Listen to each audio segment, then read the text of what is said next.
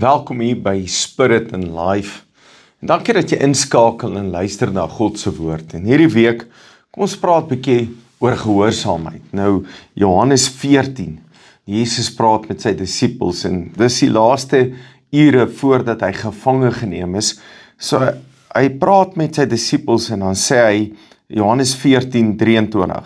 Jesus antwoord hom toe: "As iemand my liefhet, sal hy my boodskap gehoorsaam uitvoer. En my Vader sal hom ook lief hê en ons sal na hom toe kom en by hom tuis gaan." So hy sê as iemand my liefhet. So jy kan maklik sê jy is lief vir die Here, maar die bewys is of jy gehoorsaam is. Vers 24 sê: "Wie my egter nie liefhet nie, is nie gehoorsaam aan my woorde nie. Die boodskap wat julle hoor is nie myne nie, maar die Vader se wat my gestuur het." Nou, jy moet nie veroordeel voel nie. Hierdie moet jou eintlik aanmoedig en sê, ek is lief vir die Here en omdat ek lief is vir die Here, wil ek hom gehoorsaam. Ek wil luister vir die Here. Ek wil doen wat die Here sê. En dis presies wat gehoorsaamheid is. Gehoorsaamheid is 'n uitvloeisel van iets wat ek in my hart ervaar. Ek is lief, daarom luister ek. Ek is lief, nie lief vir myself nie lief vir my eie wil nie. Ek is lief vir die Here en daarom het ek hom lief. En dan sê Jesus, en dan sal ons jou lief hê, dat hy en die Vader sal ook lief hê en hy en die Vader sal kom woon by jou. Daar's 'n beloning omdat ek gehoorsaam is.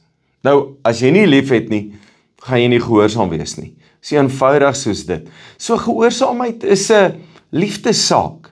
Omdat ek lief het, doen ek wat die Here sê. En nou moet jy verstaan, hierdie boodskap is die Bybel, maar is ook die boodskap dit wat die Here binne in jou hart praat. Hierdie wat God, want hy woon nie binne in jou, en binne in jou hart ervaar jy om hier te stop en iemand te help, om bietjie stadiger te ry, om te gaan sê ek is jammer, om blomme te koop, om iets te doen, skielik kom 'n gedagte in jou hart, ek moet iemand bel, ek moet vir iemand bid. Daai is die Here wat met jou praat en jy doen wat die Here sê omdat hy met jou praat. As iemand vir jou vra, hoekom doen jy dit? Sê ek, omdat die Here dit vir my gesê het. Ek's lief vir die Here en daarom doen ek dit. So, kom ons wees gehoorsaam hierdie week. Ons praat oor gehoorsaamheid en gehoorsaamheid is 'n liefdessaak. Dankie dat jy luister. Jy's 'n great blessing.